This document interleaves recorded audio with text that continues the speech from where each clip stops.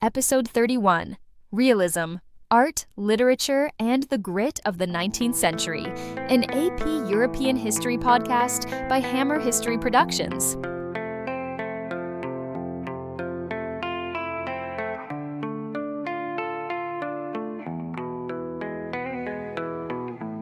Welcome back to the Once and Future Present. I'm Casey, and today we're exploring a new art movement that shaped how Europeans saw themselves and their world in the second half of the 19th century, Realism. To help me dig into this, I've got my usual co-hosts. First, Der Morgan. Hi there. Hi, Casey. I'm excited for this one. Realism is a fascinating mirror of the political and economic shifts we've been talking about. Industrialization, urbanization, new class dynamics. And of course, Professor Theo is here too. Hey, Theo. Hello, Casey. Realism is especially important for me because it wasn't just about technique. It was about how society imagined itself, how ordinary people were represented in art and literature for the first time. And we're lucky to welcome back a special guest, De Romano, our art history guide. Welcome! Thank you, Casey. It's a pleasure to be back. Realism gives us some of the most striking works of the 19th century because it insisted on showing the world as it actually was, warts and all. Okay, so that's where I need to start. What do you mean, as it actually was? Isn't all art realistic? If you paint a person, aren't you showing reality? Great question, Casey. In a way, yes, all art reflects reality. But realism as a movement, starting around the 1850s, was a conscious rejection of idealization. Romanticism, which we discussed in episode 28, often heightened emotions, glorified nature, or dramatized human struggles. Realists said, no, let's show the unvarnished truth. That meant portraying peasants with dirty hands, workers in grimy factories, prostitutes, urban poor, even dead animals. They weren't beautified. They were shown exactly as they lived. And that choice was radical. In earlier traditions, the lower classes appeared in art mostly as symbols. Happy shepherds, noble peasants in pastoral scenes. But realists, like Gustave Courbet and Jean-François Millet, painted them in their actual conditions. Bent over from hard labor, exhausted, sometimes even anonymous. Courbet. I think I've heard that name before. What did he paint? Courbet was one of the leading realist painters. His most famous painting is The Stonebreakers from 1849. It shows two men breaking rocks on a roadside. One is very young, the other very old. Their faces aren't even clearly visible. They could be anyone. The painting emphasizes the grueling, endless nature of manual labor. It's monumental in size, which was usually reserved for history paintings or biblical scenes. Courbet was saying, the real epic story of our time is ordinary work. Wow, so instead of kings and battles, it's just people smashing rocks? Exactly, and that's political. After the failed revolutions of 1848, there was a widespread disillusionment with grand ideals. Artists like Courbet wanted to turn attention to what was concrete and undeniable, the lives of common people under industrial capitalism. That makes sense. But didn't audiences back then find that kind of depressing? Many did. Critics often said realist works were vulgar, even offensive, because they showed subjects that polite society preferred to ignore. Why put dirty peasants in the same frame size as a religious masterpiece? But for others, it was powerful. It forced the upper and middle classes to confront the realities they usually overlooked. Millet's The Gleaners from 1857 is another example. It depicts three peasant women collecting leftover stalks of grain after the harvest. It's a backbreaking task that symbolized rural poverty. Millet's dignified composition made it both sympathetic and controversial. Critics worried it encouraged sympathy for socialist ideas. Oh, so realism wasn't just about truth. It also carried a political message? Definitely. And that connects to literature. Writers like Charles Dickens in Britain and Émile Zola in France depicted the gritty details of urban life, industrial poverty, and working-class struggle.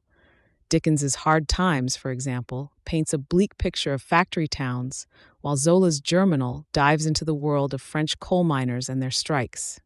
I've read a little Dickens. His descriptions of London fog and poor children really stuck with me. Was that considered realism too? Absolutely. Dickens' novels are social documents as much as stories. Realists believed literature should function almost like science, analyzing society with objectivity. Zola even described his method as naturalism, comparing his novels to experiments in a lab. He thought by showing the precise conditions of life, he could reveal the social forces shaping human behavior. That sounds very different from Romanticism's focus on imagination and passion. Exactly. Romanticism celebrated feeling. Realism emphasized observation. It paralleled developments in science. Remember Darwin's theory of evolution? Published in 1859, it influenced not just biology, but also how writers and artists thought about humanity, less as heroic individuals and more as beings shaped by environment and struggle. Oh, like social Darwinism? We saw that term in the glossary, how Darwin's ideas got applied to society. Right? Social Darwinism argued that competition was natural and that the fittest would survive in social and economic life. Realists didn't all endorse that, but their focus on harsh realities made people think about how environment, heredity, and social class determined outcomes. So, realism was really part of this bigger 19th century shift towards science, observation, and material conditions? Precisely. And that's why realism isn't just an art movement. It's a cultural response to industrialization, political failures, and scientific discoveries. And it changed how art functioned. If we think back to Baroque or Rococo, art was tied to church, monarchs, or elite patrons. Realist art often spoke to new audiences, middle-class readers buying serialized novels, ordinary viewers attending public exhibitions. I like that. It makes art feel more democratic. And that reflects broader social changes we see in Chapter 22. Urbanization, the rise of new professional classes, debates over gender roles. For example, realist literature often explored marriage and family. Think of George Eliot, Marianne Evans, who wrote about women's struggles within restrictive social structures. I'm glad you brought up women. Were there women realist painters too? Yes, though like in most art movements, they faced barriers. Rosa Bonheur is a famous example. She painted realistic animal scenes like the horse fair. She was widely admired but also controversial because she wore men's clothing to access places women weren't allowed, like horse markets. That's awesome. So realism challenged not just artistic traditions, but sometimes social norms too. Exactly. And don't forget the role of satire. Honoré Daumier, through lithographs, mocked politicians, judges, and bourgeois society. His third-class carriage shows an overcrowded train compartment full of exhausted working-class passengers. No glamour, just reality. I'm starting to see how realism opened the door to modern art by focusing on ordinary life. Yes, and it also connects to industrial society. The Second Industrial Revolution brought advances in steel, chemicals, electricity, and medicine. Realists absorbed those changes, depicting factories, railroads, and crowded cities. Meanwhile, scientific advances like germ theory were reshaping public health, and realist writers described the effects of disease and poor sanitation on urban life. It sounds like everything, science, politics, society, art, was feeding into this movement. That's a good way to put it. Realism isn't just one style, it's a worldview, an insistence that art and literature confront the world as it is, not as we wish it to be. So if Romanticism was about what people dreamed of, realism was about what they woke up to? Nicely said, Casey. Thanks. Before we wrap up, can we connect this forward? Where does realism lead us in art history? Realism laid the groundwork for later movements. Impressionists borrowed its focus on everyday life, but added attention to light and perception. Naturalist writers influenced modernist experimentation in the 20th century. And politically, realism kept alive the idea that art could be socially engaged. And that matters for history too.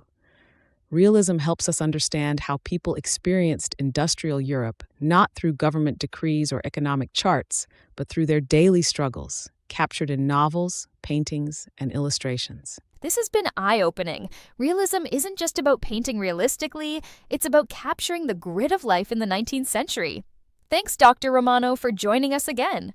Always a pleasure. And thank you, Dr. Morgan and Professor Theo, for connecting the dots.